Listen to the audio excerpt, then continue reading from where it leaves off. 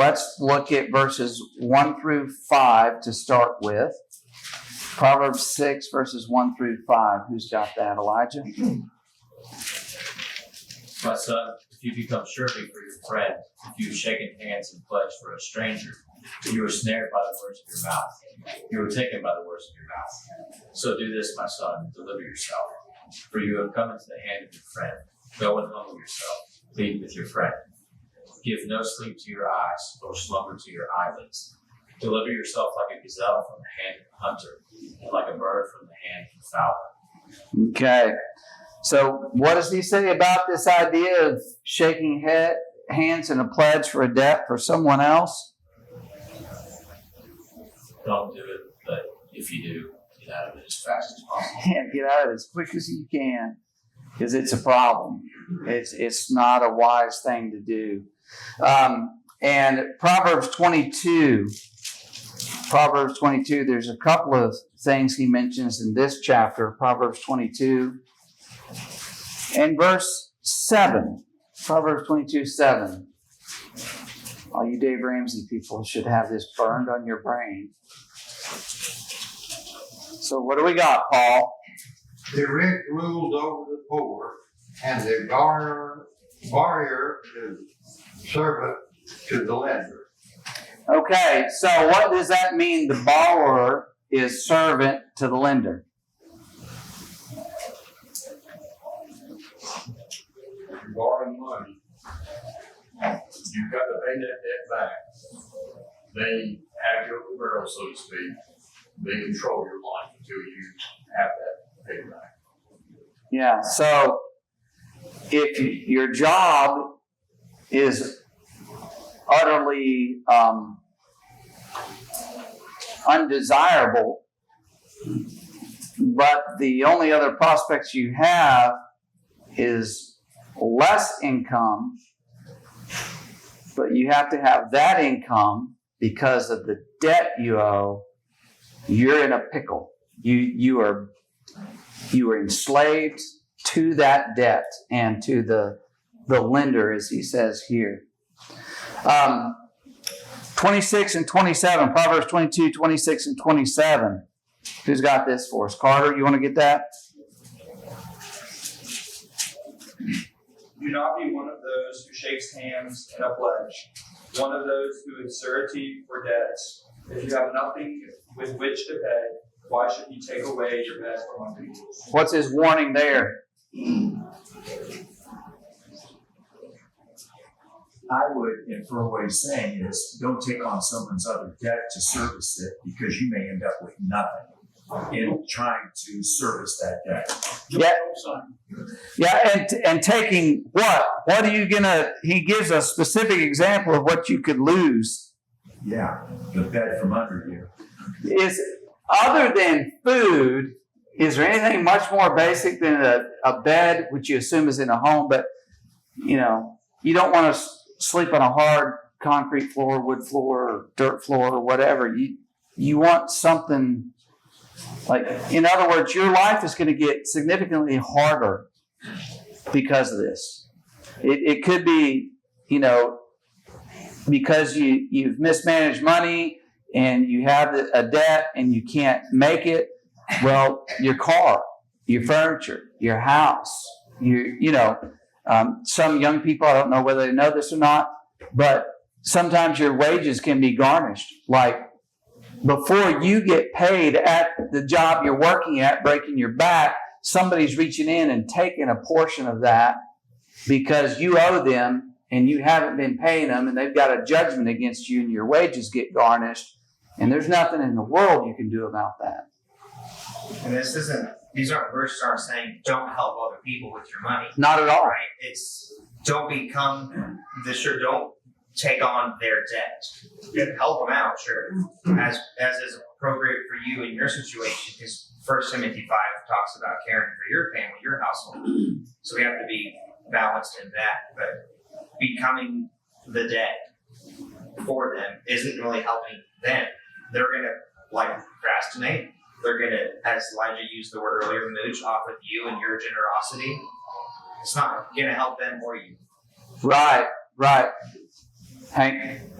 And I find that a lot of times when you lend family money, you give them money, don't expect it to get it back, because if you're going to expect to get it back, you may not get it back. Hey, this is my personal thing, and y'all can say or think however you want about it. Never lend money to anybody. If you have it, give it to them. Yes. If you don't, then just tell them, sorry, I can't help you.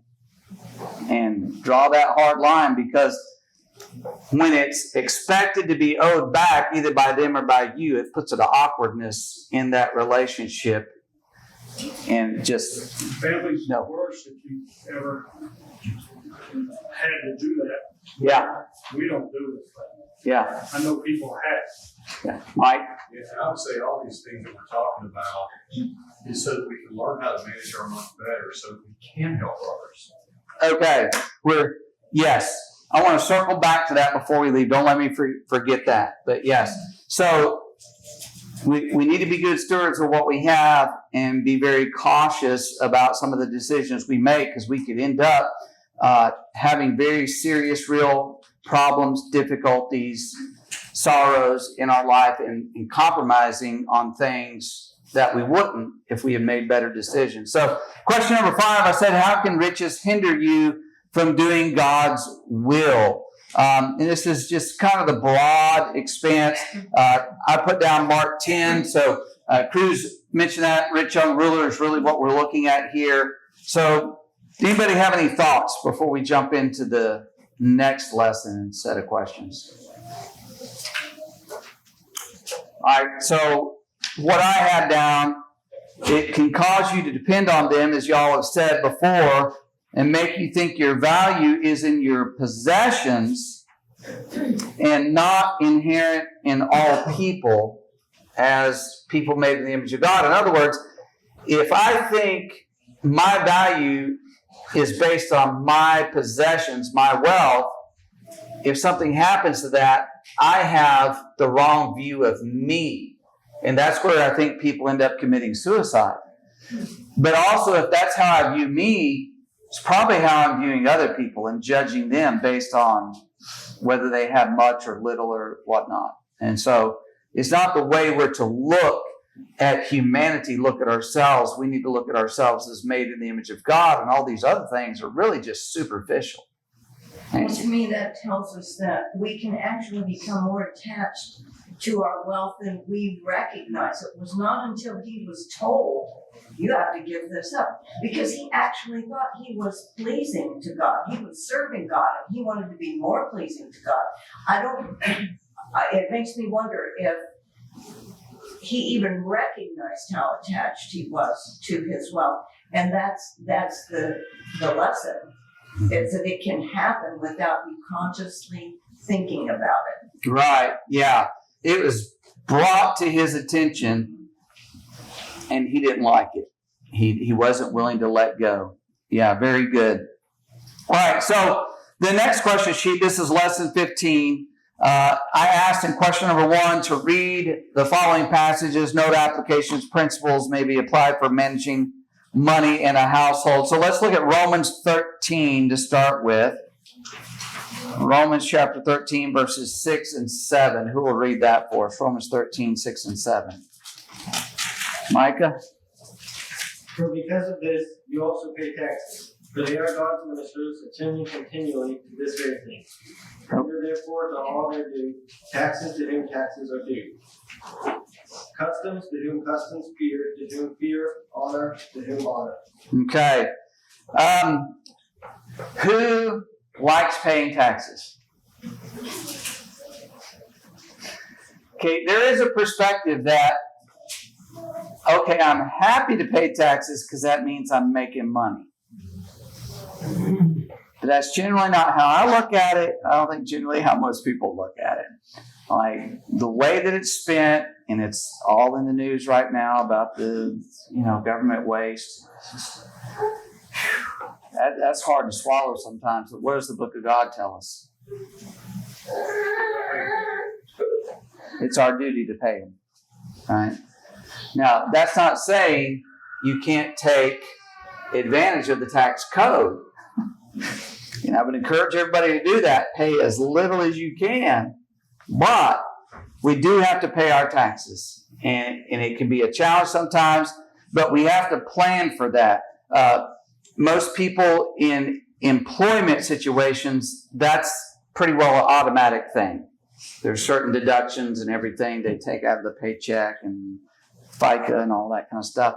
Self-employed, they got to figure all that out themselves, and you have to budget your money accordingly. If you go to work for a job, and I'm just going to pull a random figure, if they tell you we're going to pay you $1,000 a week, you're not going home with $1,000 a week. You're going home with less, and if you've not been out there, you'll be shocked when you get there. Just pray hard. Proverbs 13. Proverbs 13 and verse 19. Proverbs 13:19. Who's got this for us? Tanner, go. Desire realized is sweet to the soul, but it is an abomination to fools to turn away from evil. Okay, so did y'all see a principle there related to money? How about Proverbs 19:21? Proverbs 19:21. So 13:19 said a desire realized. Proverbs 19:21, who's got that? Go ahead, Caesar. There are many plans in a man's heart. Never let the Lord's counsel thou stand. Okay. Did anybody get what I subtly put in there? Desire, realize, plans. Hey, I was trying to get at goals. You have plans, you have desires, you want to buy a house, you want to buy a car, you want to do this, that, or the other. A certain amount of savings I want to get by a certain age and whatnot. Or we want to go on a vacation and we know this vacation is going to cost approximately X amount of money. And you got to plan those things out, right? So there's the setting of the goals that needs to be done. Proverbs 24, verse 7. Let's see if it's still too cryptic. Proverbs 24, verse 27. Who's got this? Wisdom is too lofty for a fool. I'm sorry, Proverbs 24, 27. Oh, 27. Yeah, 24, 27. Prepare your outside work. Make it fit for yourself in the field, and afterward build your house. What's that?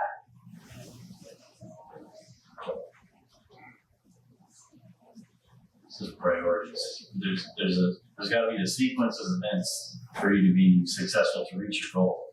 I can't build a house if I don't have any money and income coming in to build that house. Now, Clint, are you telling me that at 20 years old, someone can't go out and just get a house like their parents have and then figure out how they're going to make the money to pay for it? Yeah. Well, of course, the bank's not going to let you do that anyway. But sometimes it is, we want to go get the stuff and then let's figure out how to pay for it. Nancy? My dad always said the barn will build the house. Bingo. That's exactly what this verse is saying. Exactly. He was really just paraphrasing this, wasn't he? Yeah. What he didn't say is the barn is always bigger than the house it builds. Yes. So take care of the income, get that nailed down, get that in its place where you're on solid footing, and then put your attention on the other things that's going to allow you to obtain. Proverbs 6, verses 6 through 11. Who's got this for us? Proverbs 6. Ron. Go to the ant, you sluggard. Consider her ways and be wise, which, having no captain, overseer, or ruler, provides her supplies in the summer and gathers her food in the harvest. How long will you slumber, O sluggard?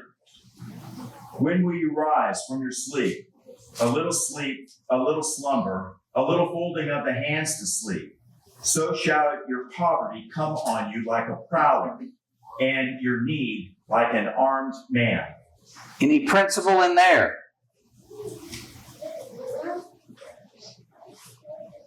You need to work. You need to work. Plan ahead. Plan ahead. Why? What's going to happen? Because if you don't, you're going to end up in need and you're out of luck. Okay, so we talked a minute ago about goals. Okay, we want to get a house, we want to get a car, we want a vacation, whatnot. What else do you have to plan for in life? You have to plan for the unexpected. Yeah. You can lose that job. You can lose that job. Yeah. You could have a health issue and not be able to work. Or, sometimes it is people, let's say like children, you want them to have orthodontic work. Well, okay, insurance may cover something, maybe not. Nancy, do you have something? I was going to say also, even when you're young, you need to think about the days when you're not going to be young anymore. Mm-hmm. Yep. And what you're going to do that when there isn't that same income coming into the house. Right, exactly. And there's just unexpected things in life that pop up, that happen, that you need to have a little something on the side that you're going to be able to reach into. Yeah, when my husband and I bought our first house, the realtor figures this whole thing out. Well, based on your future earnings, and they're telling us we could afford a house that was way more expensive than we figured. We said, no way, we're not going to be house poor. So we're looking at something different. And of course, he was all disappointed. The realtor. Yeah, it's commission just. But the thing is, also, I don't know whether people consider if you're able to buy a house, then you got to figure all the expenses involved in maintaining that home. It's not like when you're renting and the landlord's going to fix stuff, and it can be a real shock to somebody. Taxes, utilities, just maintenance on the home, yard care in the home. We're blessed to have homes. We are blessed. But they are quite a bit to carry. Yeah. Ron? Stephen, there's one other thing that impresses me about this, and that's as we talk about intrinsic versus extrinsic motivation. Mm-hmm. Here he's describing the ant that doesn't have someone that is guiding him and telling him he's going about doing the things, as we know in this case, that God had purposed for him to do. Mm-hmm. Well, the same is for us as individuals. There are some things individually we must be intrinsically motivated to go about doing and accomplishing each and every day. Right, exactly right. So we need to get busy, get after it, be thinking ahead about these things so that we don't end up having those problems and issues that were avoidable if we had set out in the right direction to start with. Exactly, very good. Any other thoughts there? Paul? Yeah, growing up in the world is cumbersome. It can put a lot of strain on a person. But you put some time on your knees. Sometimes God will take those desires away from you and put them where they need to be.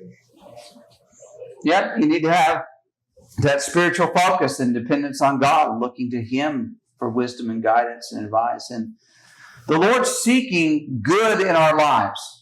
And that good may mean we have material abundance, or that good may mean a lack of it to keep us focused where we need to be. Mike? I think if you look at Proverbs chapter 13 and verse 7, that's what we thought we were going there for a second. where you turn to Proverbs 13. Verse 7 says, there's one who pretends to be rich but has nothing. Another pretends to be poor and has great wealth. So, whenever you can have all these things, that does not mean that you're wealthy. It doesn't mean that the least bit. You're talking debt to your eyeballs, and that's me, that appearance. We need to be aware of that we're not doing things just for the appearance. We're doing things because God's blessed us, but we still have a responsibility to manage what God gives us as well. Yes, very, very much true. Very much true. Well, let's jump to question number 2 then. I asked you to search Proverbs for passages on slothfulness, laziness, note the chapter and verse, and be prepared to discuss. So we touched on Proverbs 6 there. Does anybody have another passage? 24, chapter 24, 30 through 34. 24, Verses 30 through 34. 30, and 30 through 34. All right. The remembrance of the neglected field and the consequences. The neglected field by a lazy man, the consequences of laziness, it brings problem. Okay. So he walks by this field, lazy man, the thorns have overgrown it. Let me ask you this. Is it easier to maintain, which is, just kind of a constant hassle, or to let everything get out of hand and then try to get it back to what it needs to be? Yeah, it's way easier to maintain, even though it requires regular work and everything. Paul? A little bit every day is a whole lot better than Right. a massive undertaking. Yes. And especially when you think about things actually begin to fall apart and crumble. And then you have to repair, not just clean up or whatnot, but they can actually crumble. So, yes, very good. Anyone have another one? 19:15. 19:15. What do we got? Laziness casts one into a deep sleep, and an idle person will suffer hunger. An idle person will suffer hunger. All right. You want to expand on that? Well, what he's saying is that sometimes when you become lazy, it propagates, and it's just the condition you're in. And I'm not trying to be disrespectful, but in our country, we have people that are being supported by the government in entitlement programs, and it goes from generation to generation. And that's one of the things they're realizing now. They're trying to break that cycle. And those are people that virtually live off of the state. They live off of you and me. Yes. That's who they live off of. So yes, the social welfare programs have not been directed, let's say, to those who could not and are not able to do anything else and all of that. It's expanded because it's a power base. But anyways, another discussion for another day. But yes, it goes contrary to what we read here.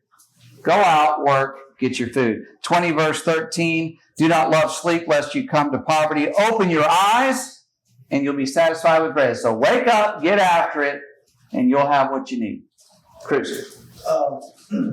Piggybacking on what Ron just commented, under Leviticus 23, chapter 23, verse 22, when you reap the harvest of your land, you shall not only reap the corners of your field when you reap, nor shall you gather any gain from your harvest. You shall leave them for the poor and the stranger. I am the Lord your God. So God provided for the poor, but they still have to work for it. Right? It didn't just rain food and they sat on their couches and couched on these Medicare coupons, right? Mm-hmm. So they have to work for it. And when you read Ruth, you can read Ruth the whole book. You see how hard she worked just to glean and being right? Right. There's a motivation there. And there are provisions specifically in the New Testament within family. Take care of your family. If you have somebody who's destitute, you take care of them. You look after them. That's God's design, always starting on the individual, family, home level first before it goes outside of that. But question number 3, I asked you to make a short list of priorities. And this kind of goes also with question 4 about goals for younger people. But priorities for a budget based on God's Word. Who's got some priorities?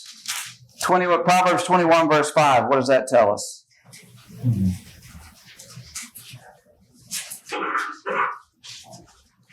(21 verse 5). Who's got that? Go, Ron. The plans of the diligent lead surely to plenty, but those of everyone who is hasty surely to poverty. Okay. And 27, Proverbs 27. Read with me verses 23 and 24.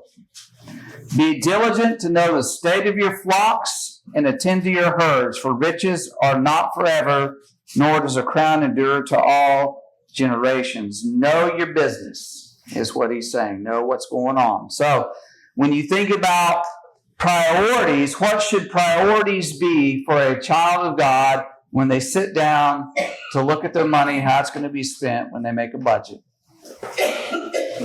Budget work, God at the top. So your number one priority is what? God. Any other thoughts to expand on that, Tom? Lay by and store, 1 Corinthians 16. Lay by and store. Seek first the kingdom of God. I am absolutely convinced and convicted that the number one item you should have, I'm saying in place of priority, is you give. And then everything after that that's left over, you figure out how to make that work. But you give.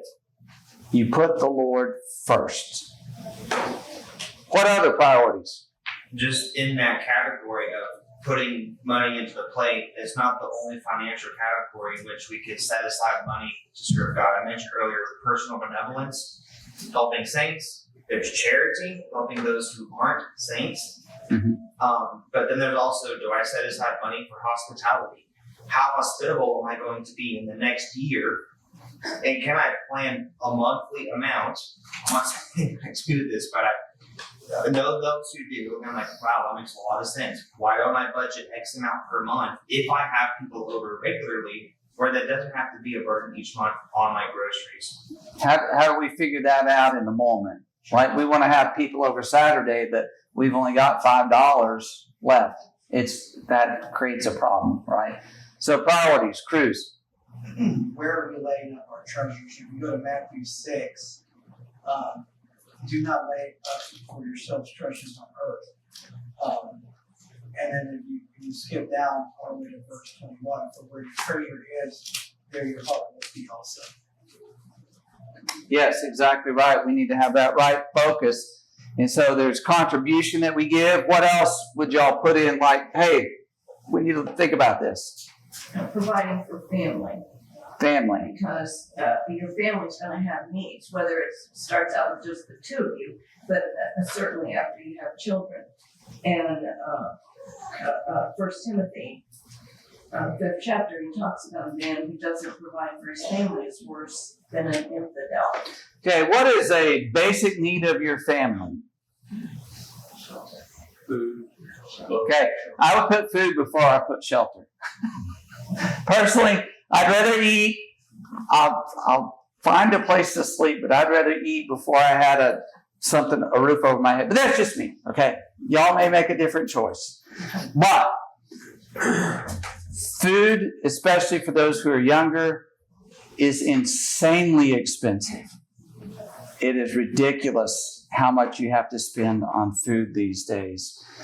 So you better know that and know, okay, here's what we need to budget for weekly, monthly, or whatever, because it can just go really quick. So food and clothing and shelter, and as children get older, their clothes get normally more expensive.